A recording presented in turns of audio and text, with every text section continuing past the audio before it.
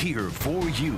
Fox 4 News starts now. Hi, everyone. I'm Steve Noviello with a look at what is making news right now across North Texas. There is one more day left before we break out of this really deep freeze. Meteorologist Dylan Federico has a look at how things are going to shape up as we start to warm back up. Hey, Dylan. Yeah, we're making some progress, Steve. We're back up into the mid-teens at the moment. I think we get back into the upper 20s today with that sun, but we're staying below freezing the rest of today. So all of those freeze precautions, they're going to have to be in place until heading into tomorrow. So taking a look around the rest of North Texas, it feels like the single digits, and we're not going to warm up too much more this afternoon, especially with the wind out there. It's going to feel quite cold, so dress with the warmest clothes you have. The good news is we do have the sun back out. This is going to stay around for the rest of today, so that will make things feel a little bit better. At least it's not cloudy, but that wind just cuts right through, especially with how cold it is. And just looking at the bigger picture, high pressure setting in. See that snowpack up in Oklahoma and Arkansas. Big ice storm happening along the Gulf Coast at the moment as well. My dad's car was frozen shut this morning in New Orleans. Back here up in Texas, lots of sun today. Looking good in that regard. But the problem is we're just not going to warm up much this afternoon. We're only going to get into the mid to upper 20s later today. And we're expecting another hard freeze heading into tonight. So make sure you make all of those freeze precautions. On top of that, you factor in the wind. It's only going to feel like the teens for the most of the afternoon. Heading into tonight will likely feel like single digits by tomorrow morning. But I will say we have some changes coming in our forecast. We'll have that in just a few minutes. All right, thank you, Dylan. Meantime, the state's power grid operator issued a conservation warning for the second straight day. It did end, though, at 9 o'clock this morning. The power grid was able to keep up with demand during that period. ERCOT expected to set a new winter record for peak electricity demand for the second day in a row. Energy experts say school cancellations, they really did help with the grid to keep up with that demand. People living in Kemp, 45 miles southeast of Dallas, right now under a boil water notice. The city in Kaufman County says it's due to a loss in pressure in its distribution system. If you live in Kemp, you should boil tap water for at least 2 minutes before using it to cook, to clean, or to drink. The city says it will notify residents once the boil order has been lifted. In Dallas, below freezing temperatures are causing big problem at the medical examiner's office. Pipes froze at the ME's office and at the County Health and Human Services building next door.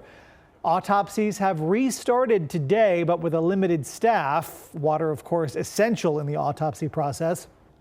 There is no heat in the building. The extreme conditions are proving very difficult to work in. The Fort Worth Fire Department has responded to dozens of carbon monoxide calls since temperatures fell on Sunday. The potentially fatal gas can be caused by leaving a car running in a closed garage, many of you trying to heat up your vehicles, and of course using space heaters and ovens to heat your homes. Symptoms of carbon monoxide poisoning include dizziness, fatigue, and headache. We want to remind you carbon monoxide is odorless and invisible. It's known as a silent killer, and it's odorless, it's tasteless, and you can't see it. So, and that's why it gets its name. So when you're dealing with those issues in the home, trying to stay warm, those toxins come out, and they can bring harm very quickly.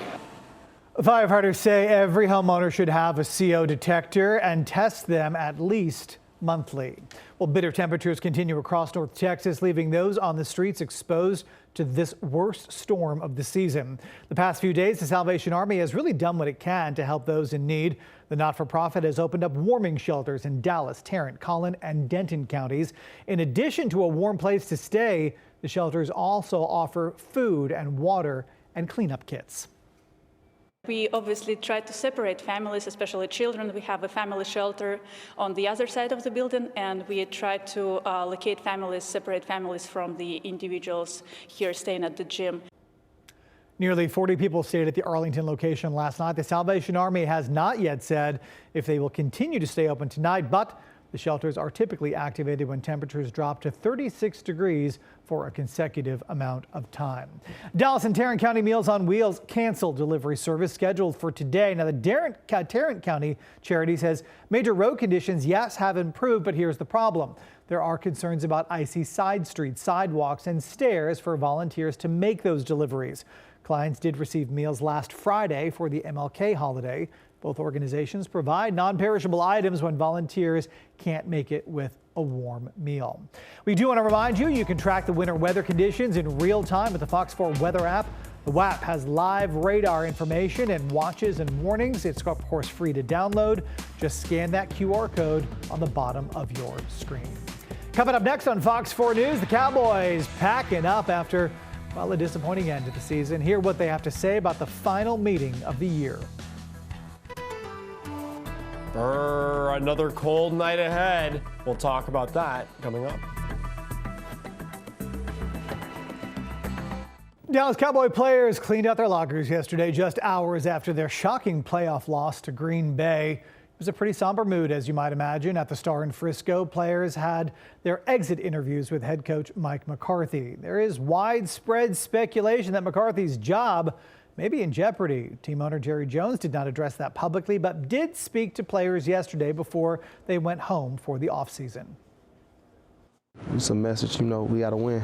This is Dallas Cowboys, man. We had everything to win, so we can't let this feeling keep going on. So, it makes sense. Does that make you sense that there are going to be significant changes around here? No, I just feel like he wants to win right now. The urgency is now. It was always that. We always had that on our shoulders, but he made it clear that was the point. The Cowboys have won 12 regular season games in each of the 3 years that McCarthy has been in Dallas. He is just 1-3 in the playoffs. Cowboys defensive coordinator Dan Quinn set to begin interviewing for other teams' head coaching jobs this week. Reports say that Quinn will speak to the Carolina Panthers and the Tennessee Titans tomorrow. He also has interviews scheduled this week with the Washington Commanders and LA Chargers. Quinn may also interview with the Seattle Seahawks. You'll recall, while he was there, he won a Super Bowl as defensive coordinator for that team. Quinn opted to stay in Dallas each of the past 2 off seasons after interviewing for head coaching jobs in other cities. Well, starting off with today, it is going to be another very cold afternoon across North Texas. In fact, we'll be lucky to get back into the mid-20s this afternoon despite all of that sun. So dangerous cold continues today. And tonight, it's not going to be much better. In fact, in the Metroplex, we're going to be talking about 15, 16 degrees, lower teens everywhere else with those clear skies. So this is going to be some serious cold once again tonight. And just keep in mind, too, you factor in the wind. It's going to feel like the single digits, maybe even up along the Red River, feeling closer to 0 tomorrow morning when you head out. So once again, you're going to want to dress with the warmest clothes you have possible just to keep you from dealing with any cold-related issues. Now, keep in mind, we've been below freezing since 6 p.m. on Saturday, so we're a little bit more than halfway through this long duration freeze, but once it's all said and done, we'll end up around 88 hours below freezing, climbing above that mark sometime tomorrow morning. We'll go with 10 a.m. at the moment. Keep in mind, this is well shy of our record of 295 hours below freezing back in 1983. So because of that, you will want to go through that freeze checklist once again. Don't forget the 4 Ps: pipes, plants, pets, people. One more day of this, and then we do climb out of this just a bit for a couple of days. We take a look up in Canada, though, and I will say we have more cold air on the way. You can see -26 in Yellowknife, -29 there in Fort Smith. So there's some big cold up there, and we're actually going to see another shot of cold air coming down later this week. So there's the big warm up. It's going to be 32 on Thursday morning. That's as warm as we're going to get. Heading into this weekend, we're going to wake up to teens again on Saturday morning before we do finally see a much bigger warm up heading towards next week. 47 the low next Tuesday. Can't wait for that. During the day, see, there's the big thaw. 45 on Wednesday. Thursday, we're 53. That's going to be amazing, but we go right back down to the freezer heading into the second half of the week. Notice highs in the 30s Friday and Saturday. Not much better Sunday, a high of 43 that day. Even next Monday, it'll be 52. And the problem is we're going to be talking about increasing rain chances as well. More on that in just a minute. The temperature outlook, we do trend warmer, some good news there. But take a look at the changes we have coming.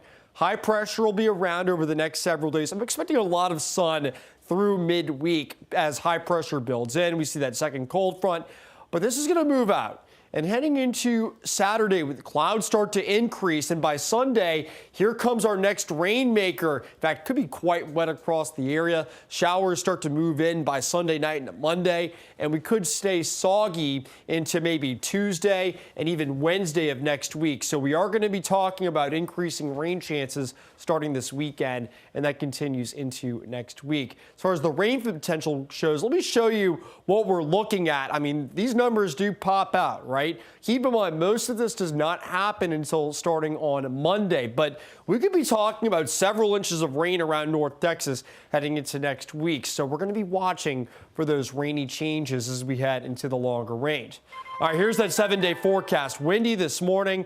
It is going to be cold once again tonight. 17, the low here at DFW. It's going to be colder in other spots.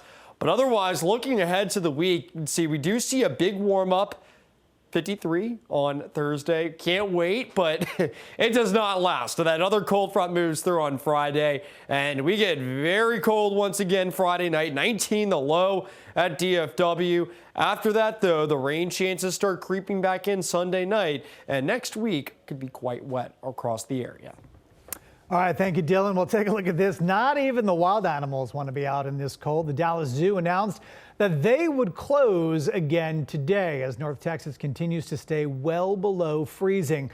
Conversely, the Fort Worth Zoo will be back open today with its regular hours from 10 a.m. to 4 p.m. It notes that many animals will stay in their barns, though, due to the cold, but it encourages anybody who's, well, maybe experiencing a little cabin fever with the kiddos to come and enjoy its many indoor spaces. Frigid temperatures do not seem to bother some of the animals at the Fort Worth Stock Show and Rodeo. The Stock Show posted a video online.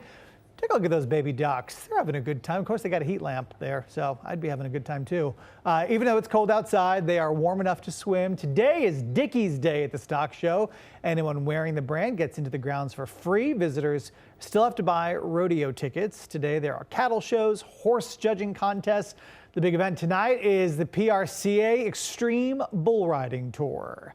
That is a look at what's happening across North Texas right now. Of course, for news anytime, you can head to fox4news.com. See you there.